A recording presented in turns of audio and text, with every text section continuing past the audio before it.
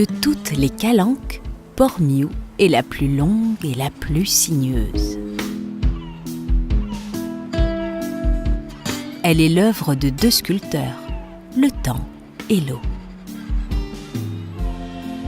La roche calcaire qui compose ces falaises s'est formée il y a 120 millions d'années, au fond d'une mer chaude et peu profonde. Quand la mer s'est retirée, les rivières ont sculpté d'immenses canyons dans la roche. L'eau a creusé des failles et des trous jusque dans les profondeurs du massif rocheux. La pierre domine ce paysage abrupt. Ici, les plantes et les animaux ont appris à vivre à même la roche et avec très peu d'eau.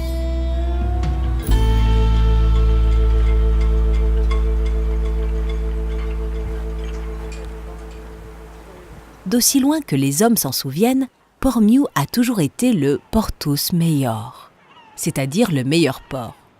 Les marins venaient s'abriter entre les bras protecteurs de la calanque et les cassidins y pêchaient poissons de roche et crevettes.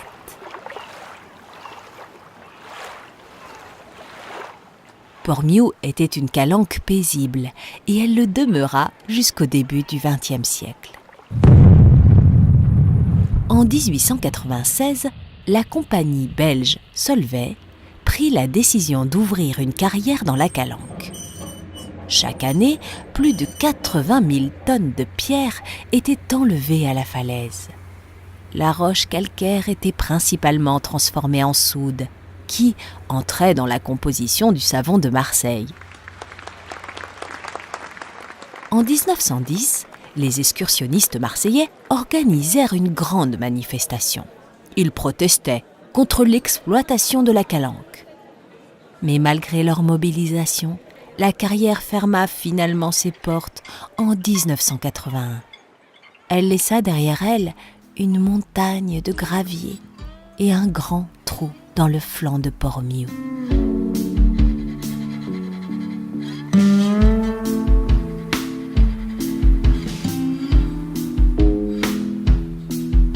Avec le temps, les plantes et les animaux ont reconquis ce territoire désormais protégé. Au pied des falaises, les graviers abandonnés ont donné naissance à des pelouses d'une grande richesse.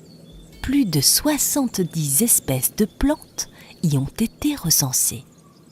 Certaines sont très communes dans les calanques, mais d'autres, comme les orchidées, sont plus rares et protégées.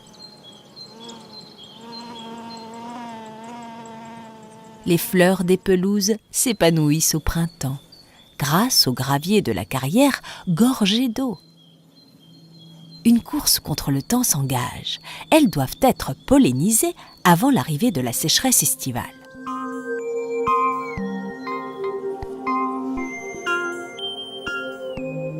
Pour les habitants des pelouses qui ont besoin d'humidité, le printemps est une saison d'abondance.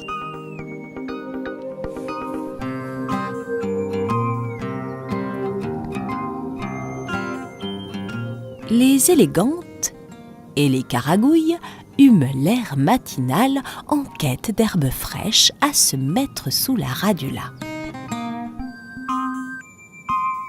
Ces escargots glissent sur leur unique pied grâce au mucus qu'ils sécrètent.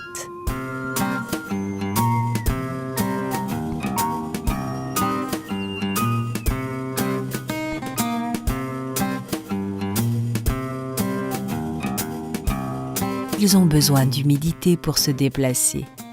Alors, ils se hâtent avant que le soleil ne vienne chauffer, un peu trop, leurs coquilles.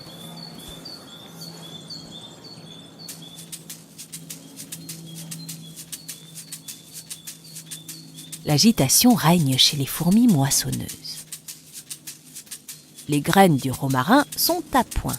Le temps de la récolte a sonné. Grâce à leurs puissantes mandibules, les fourmis coupent la tige des clochettes qui abritent les graines.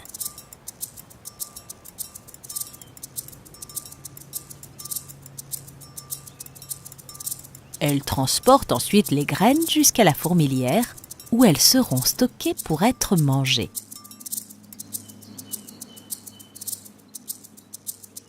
Mais les fourmis ont parfois les yeux plus gros que le ventre. Quelques graines se perdront en chemin, d'autres seront oubliées au fond de la réserve. Les graines perdues pourront germer loin de la plante mère. Grâce aux fourmis, le romarin aura conquis un nouveau territoire.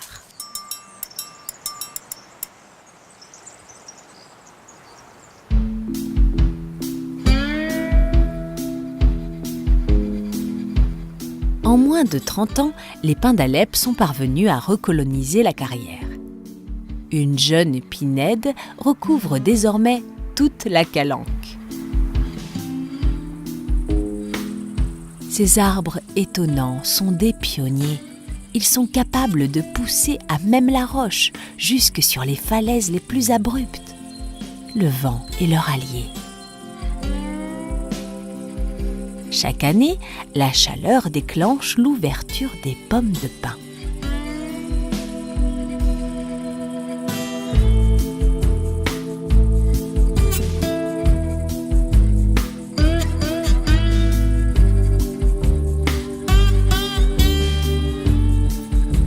Les écailles de la pomme de pin s'ouvrent, libérant les graines.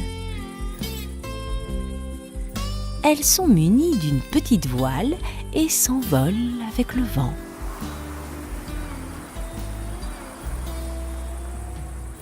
Une toute petite faille remplie d'une pincée de terre suffit à la graine pour germer. En quelques décennies, les pins d'Alep recouvrent la roche aride d'un grand manteau de forêt.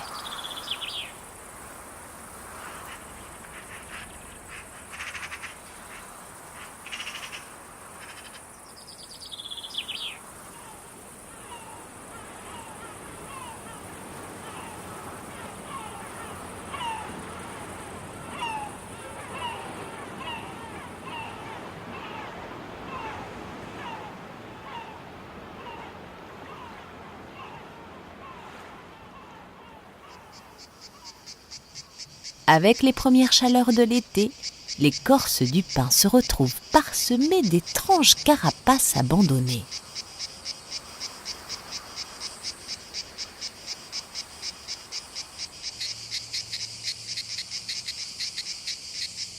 Les cigales ont mué. Elles sont sorties de terre pour commencer à chanter. Les mâles font vibrer les cymbales à l'intérieur de leur corps pour séduire les femelles.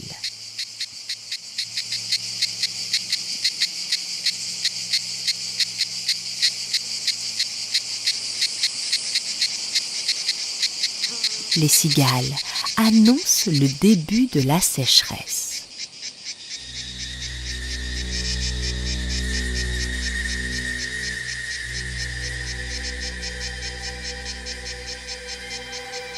Sur le plateau baigné de soleil, la température au sol peut dépasser 40 degrés.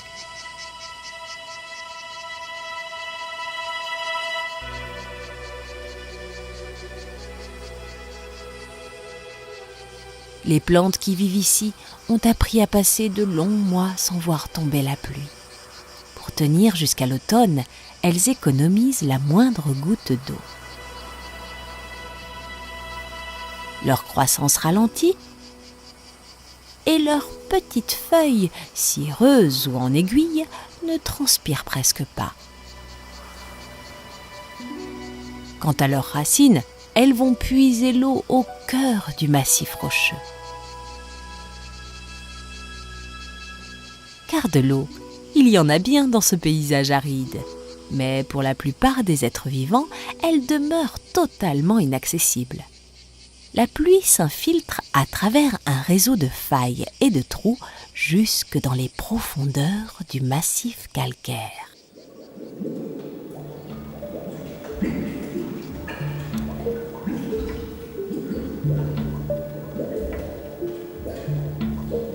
À 40 mètres sous la roche se trouve un fleuve souterrain. Il est l'un des plus grands d'Europe.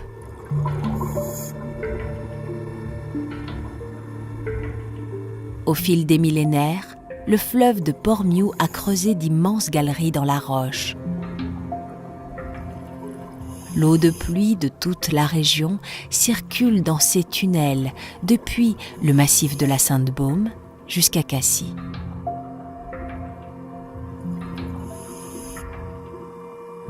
Le fleuve de Port-Miou fut exploré pour la première fois en 1957. Et depuis, les hommes ne sont parvenus à remonter que 2 kilomètres de son cours. Ce fleuve souterrain exceptionnel a conservé tout son mystère.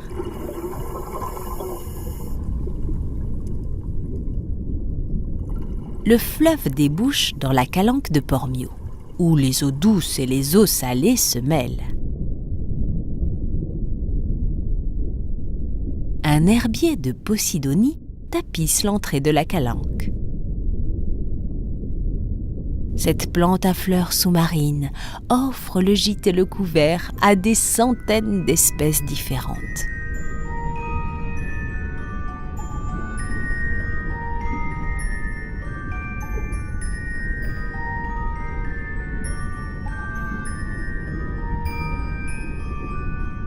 Elle abrite aussi le second plus grand coquillage du monde.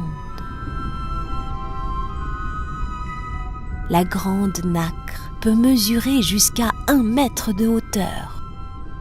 Malgré sa taille, elle est très fragile et protégée. Les poissons se réunissent dans ces eaux paisibles pour y pondre leurs œufs.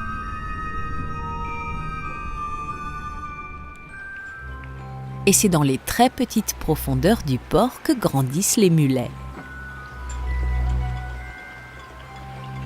Ils se nourrissent de particules qui flottent à la surface de l'eau entre les bateaux.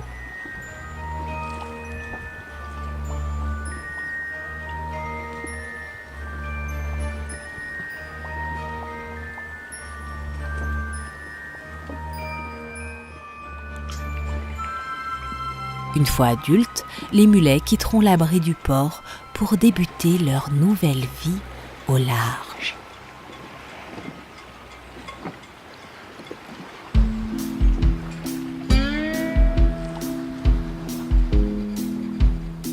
Depuis toujours, Port-Miou abrite entre ses bras les animaux et les hommes venus de la mer. Elle accueille sur ses flancs des créatures exceptionnelles, capables de vivre à même la roche.